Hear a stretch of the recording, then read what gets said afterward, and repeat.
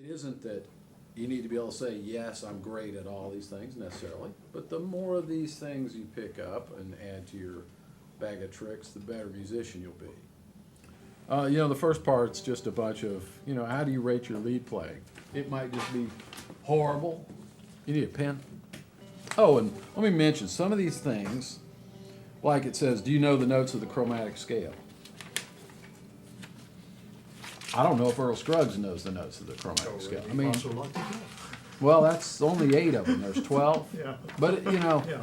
you can be a great Yeah. musician and not necessarily know all this stuff. But if you need a boost, that could help.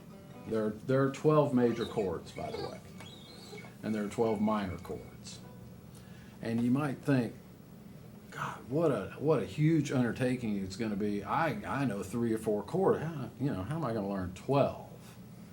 And there's a basic system for it, and you'll use it in playing backup primarily. Initially, when you're starting out, it's going to be a lot easier for you to come sliding up to the fringes of a jam session, and you don't want to pick no lead, but you'll practice your backup. So what we're doing is going to help that.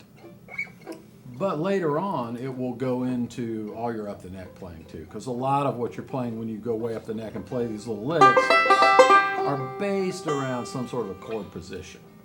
We're going to ignore the 5th string for the time being and just pretend we have 4 strings, which is generally what we do on a banjo anyway. If I were to play 2nd fret, 2nd fret, 2nd fret, 2nd fret, that's a closed position chord. You can use the chromatic scale to move it anywhere you want to. Move it up 1, F sharp, 1 more, G, so on, and you go all the way to the top. Now, you've got 2 tasks. One is to physically be able to do them, be able to form those chords quickly and accurately.